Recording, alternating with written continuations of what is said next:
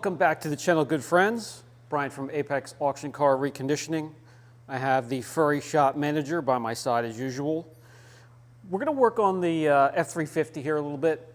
I don't know if I want to repaint it, put fashion PPF on it. I don't know, but for now I want to at least have it looking respectable, so we're going to polish it. We're going to see what we could do with the rotary dual action polisher to get the paint looking good. It's in bad shape, but it's not a lost cause as of yet. There are swirls, scratches, etching, crow's feet, chips, you name it, oxidation. Before we get started, just a quick update on some of the other stuff. So the Acura TL sold. That one sold for $7,500. From auction, if you add on the fees and transport, it came to $5,300.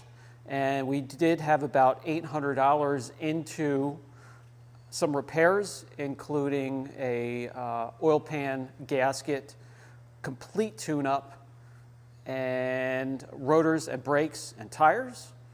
And we sold it for $7,500, so about $1,000 we made off of that. Not terrible, but hey, it's $1,000 I didn't have before the transaction, right?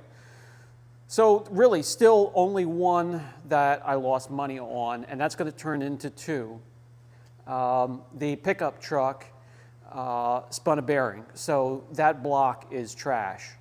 So we're going to have to find a used motor or get one rebuilt. There's the option of a Jasper motor, and there's other options similar. And it's all going to be expensive. If you buy a used motor, you can get one between $800 and $2,000. And if you get a rebuilt, you're looking at $7,000, $8,000, $9,000. So that's going to turn into a loss. But the pickup trucks, especially the GMC there, has a solid foundation. The frame, hardly any rust under the body, a little bit of rust bubbling on the surface of the rear quarter panel that can easily be fixed. And that one has a foundation where I am going to go ahead and spend money and probably try a used engine and drop it in there. The Infiniti QX80, we had that up at an official certified state inspection mechanic, and he is going to be turning it from a salvage title to a reconstructed title. And the only thing that has to be done, everything that I did passed with flying colors, all the repairs I did. And if you want to see the videos of those, I have a playlist. Just look for the QX80 blue one playlist. The only thing that's left over is an airbag control module that has to be you can either get a new one and they're $1,600 to $1,800, or you can get them reprogrammed for just a couple $100. So we're going to send it away, get it reprogrammed. They send it back within 24 to 48 hours. So in about 7 days or so, business days, we'll have the QX80 back, and it'll be legal and roadworthy with new stickers on it. So I look forward to that as well. I just wanted to give you an update on those. The QX80, we're still, even with getting the control module for the seat belt and the airbags reprogrammed, we're still on schedule to make some money off of that. And I'm going to go over that Copart purchases and refurbishes and how you can make money off of them, and if you do, but we'll get into that later. Let's make this presentable. What do you think? I'll probably have enough time to get this complete side done tonight, so let's concentrate on that. What I'm going to do on the fender is put a tape stripe down. We'll cut it with the rotary, we'll finish it. I'll remove the tape, we'll see what the difference is, and we'll get some measurements. I know you can already see, without breaking out the swirl finder, that we have some issues to deal with. There's no shine, really. It's oxidized, it's scratched, it's swirled. Same thing here. We have some minor bumps and bruises on top of that to take care of. And then here we have a funky issue where there was a repair done, so I'm going to do a little bit of wet sanding to see if I can diminish that a bit. That's pretty deep, but sometimes wet sanding helps a little bit. The very first thing we're going to do, this has been washed, still have water running down. This has been washed, but we want to, and decon, we want to remove these double-sided tape marks here from the trim. I'm just going to keep the trim off of it, remove the marks, polish, and we'll go from there. So let's start with that.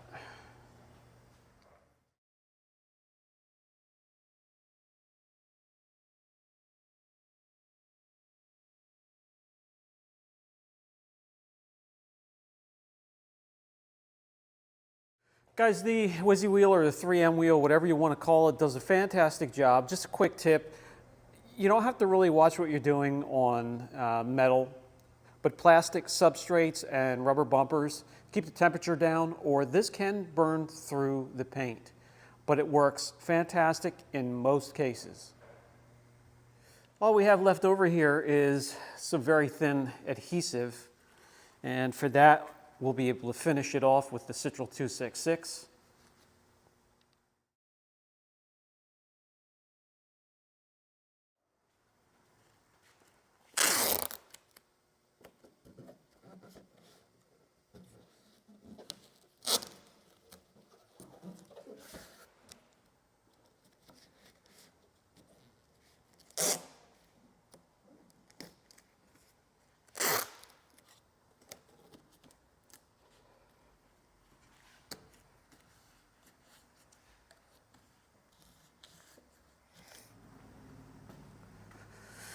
Now this black Ford clear coat is going to be harder and a little bit thicker than the Lexus Infiniti softer clear coats we've been working on for the last few weeks. 4.8 mils. So just under 5 mils to work with. That's plenty to be able to cut with the rotary polisher. A Lake Country hybrid wool pad, which is what we have ready to go here. I'm going to grab a compound. I'll show you what that is. But we're going to do a cut and polish, or cut and finish. Two-step process. 2 steps to bring this black paint out here, and we'll see what we can do. And I know it's been a while since I've shown this, but we have quite a few new members since the last time I did show. This is 2 mils, just under 2 mils of thickness. This is what the manufacturer will give you in thickness when it comes to the layer of clear coat. So not a whole lot to work with. I just wanted you to realize that if you're new to paint systems. The final choice for the cutting process will be the wool pad on a rotary and the ACA 500 3D compound. Alpha ceramic alumina abrasives is going to be the choice. ACA 500 from 3D to do the cutting process. Teams up great with the wool pad. And I've tried so many compounds over the years, old and new, and the newer technology. Even with that, I keep coming back to the 3D ACA 500, if that tells you anything at all. It's good stuff. So we're going to spread out some product. We're going to do some cutting.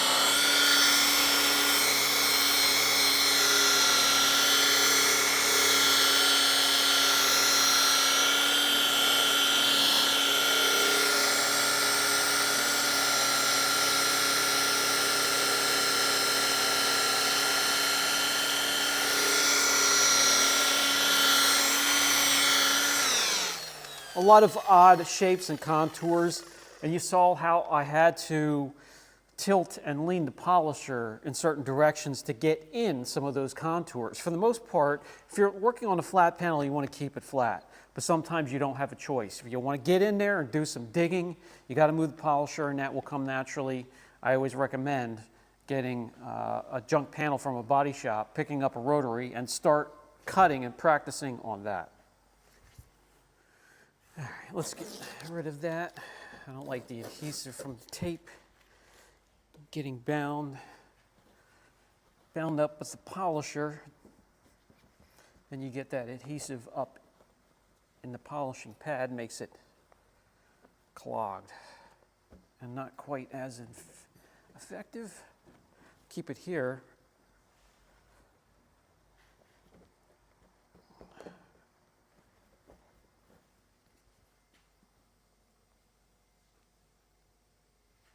All right, so this is just the, and I'll get this roll finder, but this is just the cutting process. And we can already see a definitive line.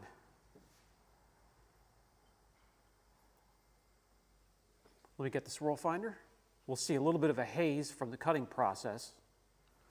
Okay, so we're going from this to that. Removing the swirls and scratches, leaving behind a slight haze. So we're going to move on to the second step, and that will remove and refine those areas. Pretty big difference already. For the second step, I'm going to use a Roops fine finish pad. That's yellow. They have white, which is ultra fine. Both great pads, and they last pretty long. This one's getting beat up. This one's old. I think I'll use it one more time. We're going to team that up with the Fabulous Finish from Phoenix EOD. And we've already done the heavy lifting with the rotary and the wool pad and that cutting correction cream that I showed you.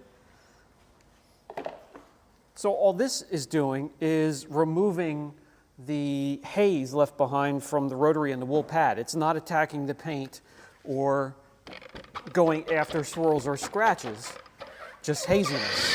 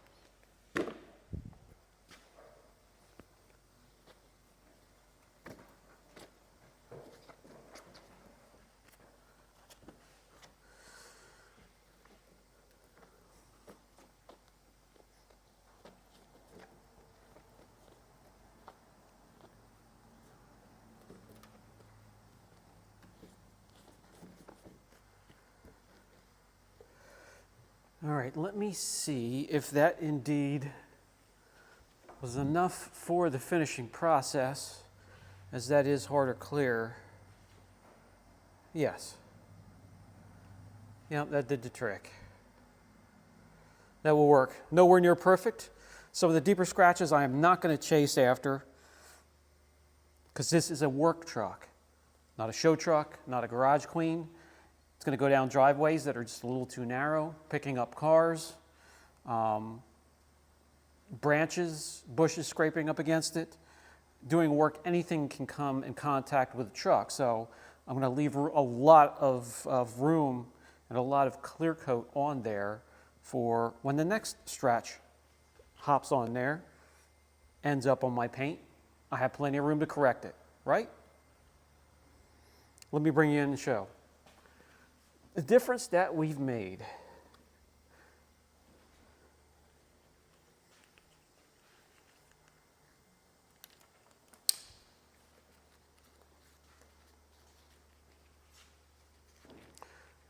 Before,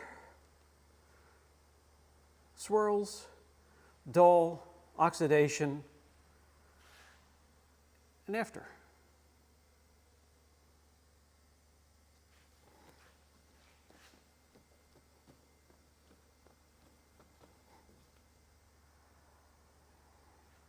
Before, after. So we have, you could barely see the reflection of the light, just the light source. Over here, we could see finer details of the light itself and even what's written on it. My plan of action, by the way, if it would have been something that was going to stay a showroom shine, would have been to do some wet sanding, especially in some of those areas, spot correcting, where the scratches are too deep. And there are chips as well in here, stone chips. I could have wet sanded and got the surface a lot smoother, but I want to leave as much clear behind as possible. And this thing's going to look fantastic when it's done. So let's continue.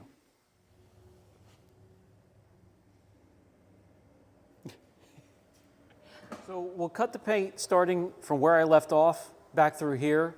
And I'm even going to go over that, make that shine a little bit more, hold that off until I can remove the flares and paint them in the booth. And then we'll go back down that way with the finish process, and we'll take a look at this side. See the improvement, if any, that we make.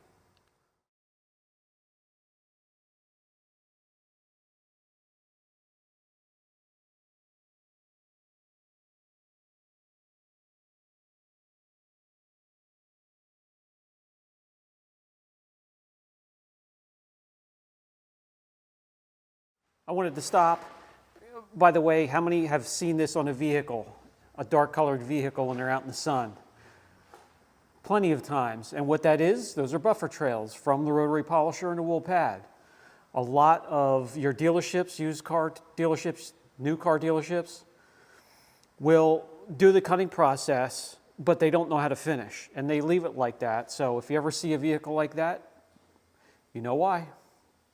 Cutting process is finished. Looks a lot better already, doesn't it? You're getting some reflections. It's getting dark, so I had to turn that thing on. That's like the surface of the sun, both in brightness and in temperature. I looked online and I did find those for like 28, 30 bucks, those two pieces on eBay. So I'm just going to leave those to guide me. That's a little bit of where it damaged the paint, the adhesive being there for so many years. So I'll get those pieces, and even back here where the clear chipped off, we're starting to get a bit of shine from that color coat. So what we want to do is follow what I did with the finishing polish and take a look and see if we have some marked improvement over the original state when I got it. Once again, we'll finish it off with the Phoenix EOD Fab Finish, dual action polisher, Rupees Fine Pad.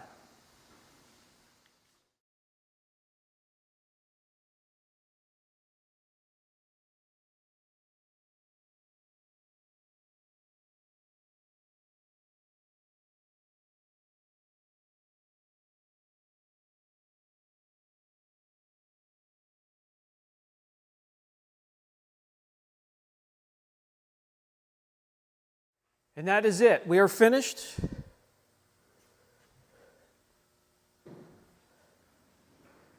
Looks good, looks good. Again, not perfect. The deeper stuff, The chips, the scratches, the peeling clear coat, that's going to stay. I just wanted this to look a little bit better and presentable running down the road. And what I'll do is I don't want to coat this because it will get scratched up and marred up again as it is a work truck. I'm just going to do, put BC9 on here. That is our, obviously that's our 9 to 12 month spray sealant. And you've seen plenty of videos on that. As you probably have noticed, I'm not making a point of doing a ton of videos on the blue collar line since I made the transition to this, this auction car recon information. That's what I want to do. I just want to hand you information, teach you what I can, hand off the information that I've learned. And there's plenty of other people hawking their shit on this platform. You don't need me to do that as well. There's plenty of videos on the blue collar line.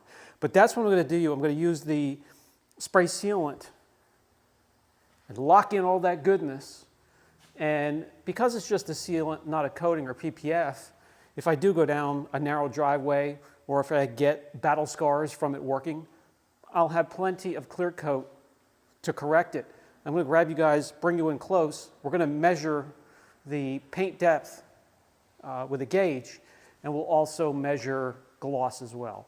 So this is what the top of the vehicle and the driver's side looks like, and this is what the passenger side looks like now. I'd say a little bit better. Get those trim pieces on there yet. Those are on the way. I ordered them. Get the flares off and paint them, but you could even see underneath the color coat at least has a sheen to it. A little bit better. What do you think? A little bit more presentable? I would say so. With the two steps, let's do some measurements. Did we remove a ton of clear coat? A little bit. Still above 4. And you've seen me measure new cars that were in the 3s. So we have plenty of clear coat to correct in case something happens. It gets more battle scars.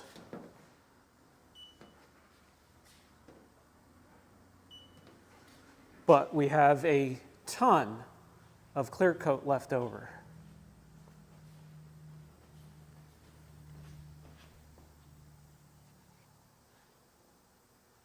What about the old gloss meter? We haven't pulled that out in quite some time.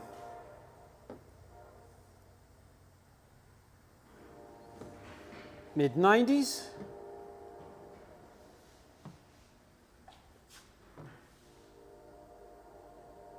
Consistent mid-90s.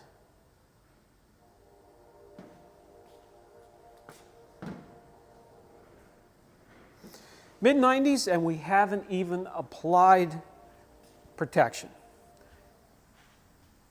I'll take that. That is going to do it for this video. As you can see by the smile on my face, that happy with the improvements, and that'll do for a work truck for me. Again, as I mentioned, you know, I want this to be a learning experience for you guys to pass on information. If you want to see some tools and products, let me know. But most of all, it's going to be information that I can pass on to you and maybe help you avoid some mistakes along the way. Brian from Apex Auction Car Reconditioning. I'll catch you in the next video.